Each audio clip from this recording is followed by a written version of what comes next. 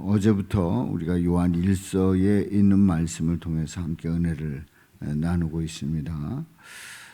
우리는 요한 1서를 통해서 이제 사귐이 어떤 것인가 하는 것을 말씀하고 있는데요.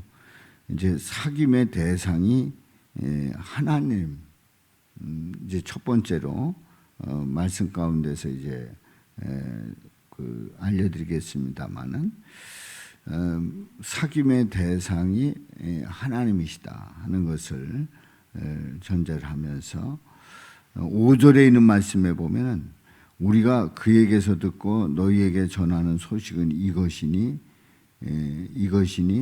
바로 예수님을 통해서 전하는 소식 이것이니 곧 하나님은 빛이시라.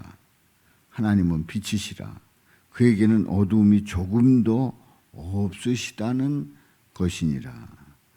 하나님은 빛이신데 어둠이 조금도 없으시다 하는 사실을 전제를 하고 있습니다. 빛이신 하나님. 자, 그래서 이제 6절에 보면 만일 우리가 하나님과 사귐이 있다. 하나님과 사귐이 있다 하고 어둠에 행하면 사귐이 있는데 어둠에 행하면 이건 거짓말하고 진리를 행하지 아니함이거니와 말씀을 하고 있습니다. 그러니까 우리 하나님이 빛이시기 때문에 하나님과 사귐이 있다고 하면서 어둠에 거하면 이게 말이 안 된다는 얘기죠. 그런데 7절에 있는 말씀에 보면은 이제 그 반대로 어둠에 행하면이 아니라 이제 7절에 보면은 빛 가운데 행하면 이렇게 말씀을 하고 있어요. 7절 말씀, 그가 빛 가운데 계신 것 같이 우리도 빛 가운데 행하면, 하나님이 빛이라고 했는데 빛 가운데 계신 것 같이 우리도 빛 가운데 행하면 우리가 서로 사귐이 있고 그때에 사귐이 있다 하는 거지요. 그 아들 예수의 피가 우리를 모든 죄에서 깨끗하게 하실 것이요. 빛 가운데로 나갈 때에 하나님과 빛 되신 하나님과 사귐이 있고 예수님의 피가 우리를 모든 죄에서 깨끗하게 하신다고 하는 것을 말씀을 합니다. 그래서 6절과 7절에 보면은 서로 대꾸가 되고 있어요. 어둠에 행하면, 빛 가운데 행하면 이게 분명히 다르다는 것을 말씀을 합니다. 그렇습니다. 우리가 하나님과 사귄다 했을 때 어둠 가운데서는 사귀는 게 아니다 말씀하고요. 빛 가운데 행하면 하나님은 빛이시기 때문에 사귈 수 있고 예수님의 피가 모든 죄에서 우리를 깨끗하게 하신다 말씀을 합니다. 이제 8, 9, 10절에 있는 말씀에 보면 6절에서도 이제 만일이 나옵니다만은 이제 거기에서는 어둠과 빛에 대한 그 상대적인 반대되는 그러한 개념으로서 성경 말씀을 구절을 우리에게 알려주시고 있고요. 이제 8, 9, 10절에 있는 말씀에 보면 만일이 3번 나옵니다. 각 구절마다 처음에 시작할 때 만일 가정하면 이제 어떠냐 하는 거지요. 이제 첫 번째 만일 8절입니다. 우리가 죄가 없다고 말하면 만일 우리가 죄가 없다 이렇게 말한다고 하면 그건 스스로 속이는 거다. 또 진리가 우리 속에 있지 아니하다 말씀을 합니다. 우리가 이제 하나님 앞에 설 때에 그 하나님 앞에 설 수 있는 가장 강력한 무기라고 그럴까요? 무기라고 표현하는 것보다 하나님 앞에 설 수 있는데 가장 우리에게 꼭 그 지켜야 될 그리고 그것에 대한 분명한 고백이 있어야 하는 것이 있는데 그게 바로 회개죠. 회개라는 게 뭡니까? 죄가 있다는 것을 전제를 하는 거지요. 우리가 죄가 없다고 만일 가정한다면 스스로 속이는 거다. 또 진리가 우리 속에 있지 아니할 것이다. 분명히 말씀을 합니다. 어떤 분들은 이런 생각을 합니다. 우리가 죄인이라고 얘기를 하는데 이미 그 죄는 다 예수 믿을 때 다 예수를 믿음으로 사함받았고 그 죄는 이미 다 사해진 것 아닌가. 그래서 우리가 죄인이다라고 말하는 그것이 좀 부담스럽고 또 죄인이라고 말하는 그것이 너무 지나친 것 아닌가. 이런 생각을 가진 분들이 있을 수 있어요. 그런데 오늘 말씀에서 분명히 말씀하잖아요. 우리가 죄가 없다고 말하면 그건 스스로 속이는 거다. 그러니까 우리가 죄가 있다는 거예요. 그런데 그 죄에 대해서 9절에서 또 말씀을 하고 있습니다. 어떻게 해야 될지를. 2절 이제 9절에 있는 말씀 두 번째 만일이에요. 두 번째 만일. 우리가 죄를 자백하면, 죄가 있다 고백하고 죄를 자백하면 그는 미쁘시고 의로우사 우리 죄를 사하시며 우리를 모든 불의에서 깨끗하게 하실 것이요. 그러니까 죄가 있어서 없어서라고 하는 그 개념보다는 죄를 자백하면, 죄가 있는데 우리가 죄인임을 고백하고 죄를 자백하면 없어서가 아닙니다. 죄가 있는 겁니다. 그런데 죄를 자백하면 그는 미쁘시고 의로우사 우리 죄를 사하시며 우리를 모든 불의에서 깨끗하게 하실 것이요. 분명히 말씀하고 있어요. 자, 10절에 있는 말씀에 보면은 세 번째 만일이에요. 세 번째 만일.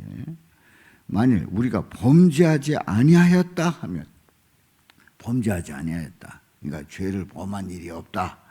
이렇게 말하면 어떻게 되느냐? 하나님을 거짓말하는 이로 만드는 것이. 하나님을 거짓말하는 이로 만드는 것이. 하나님이 빛이시기 때문에 이미 다 보고 계신데, 죄 지었다는 걸 다 알고 계신데 우리가 범죄하지 아니했다. 그러면 하나님을 거짓말하는 이로 만드는 것이다. 말씀을 합니다. 또한 그의 말씀이 우리 속에 있지 아니하니라. 분명히 말씀을 하고 있어요. 그래서 우리는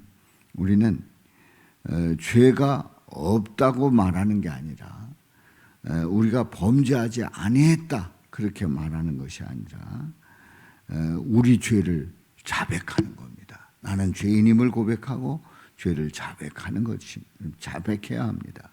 그때 우리 주님께서는 우리 죄를 사하시고 불의해서 깨끗하게 하신다 말씀을 하고 있어요. 자, 요한복음 5장 38절에 보면 이제 요한 1서, 요한 1, 2, 3서에 있는 말씀들에 보면은 관주로 연결되는 성경을 보면 대부분 요한복음에 있는 말씀으로 연결됩니다. 뭐 저자가 같으니까요. 요한복음 저자, 요한 1, 2, 3서, 계시록 저자가 그 사도 요한이기 때문에 관주되는 그 성경이 대부분 이제 요한복음에 있다고 하는 것을 말씀을 드립니다. 요한복음 5장 38절에 보면 이렇게 말씀을 합니다. 우리 다 같이 읽어봅니다. 그 말씀이 너희 속에 거하지 아니하니 이는 그가 보내신 이를 믿지 아니함이라. 예수님을 믿지 아니할 때 그 말씀이 너희 속에 거하지 아니하는 것을 말씀하고 있어요. 그러니까 보내신 우리 예수님을 믿지 않는다. 그러면 주님의 말씀이 상관없다는 얘기지요. 이제 요한복음 8장 37절. 그래서 이제 어떤 일을 저지르는가? 그 말씀이 속에 거하지 아니하고 그래서 믿지 아니하는 자들은 어떤 일을 저지르는가? 이렇게 말씀을 합니다. 요한복음 8장 37절 시작. 나도 너희가 아브라함의 자손인 줄 아노라. 그러나 내 말이 너희 안에 있을 곳이 없으므로 나를 죽이려 하는도다. 나를 죽이려 하는도다. 10절에 있는 말씀, 우리가 범죄하지 아니하였다 하면 하나님을 거짓말하는 이로 만드는 것이고, 또한 그의 말씀이 우리 속에 있지 아니하니라. 그 말씀이 그 속에 거하지 않는다는 거예요. 자, 유대인들에게 너희가 아브라함의 자손인 줄 아노라. 아브라함의 자손이잖아요. 그들이 그렇게 중요하게 생각하는, 혈통을 중요시 여기는 아브라함의 자손이잖아요. 그러나 내 말이 너희 안에 있을 곳이 없으므로. 왜요? 왜 그렇습니까? 우리가 범죄하지 아니했다. 그리고 우리가 죄가 없다. 나는 이렇게 생활을 하고 있고 이렇게 하나님을 믿기 때문에 나는 죄가 없다. 범죄하지 아니했다. 이렇게 말하는 그들에게 그의 말씀이 우리 속에 있지 아니하니라. 그 속에 있지 아니하다는 거예요. 그러니까 너희 안에 있을 곳이 하나님의 말씀이 없기 때문에, 바로 예수님을 받아들이지 않기 때문에, 믿지 않기 때문에 그 안에 예수님이 거하지 않는 바로 유대인들은 예수님을 죽이려고 한 거죠. 결국은 십자가에 못 박습니다만은. 그렇습니다. 우리가 오늘 이 말씀을 통해서 분명히 깨닫는 것은 어둠에 있는 것과 빛 가운데 행하는 것과 분명히 다르다는 것을 말씀을 하고요. 죄가 없다고 말하고 우리가 범죄하지 아니했다, 그렇게 우리가 우기는 것이 아니라, 우리의 죄를 자백할 때 그는 미쁘시고 위로우사 우리 죄를 사하시며 모든 불의에서 깨끗하게 하시는 그 놀라운 은혜를 고백하며, 오늘도 내가 주님 앞에 섰을 때 죄인임을 고백하며 회개하면서 주님을 바라볼 때 우리 주님께서 우리 죄를 깨끗게 하시고 불의에서 깨끗게 하시는 그러한 놀라운 은혜가 저와 여러분들에게 넘치시기를 주님의 이름으로 축원합니다. 살아계신 아버지 하나님, 오늘 말씀을 통해서 분명히 깨닫습니다. 우리 하나님은 빛이시기 때문에 빛이신 하나님과 사귐이 있으려고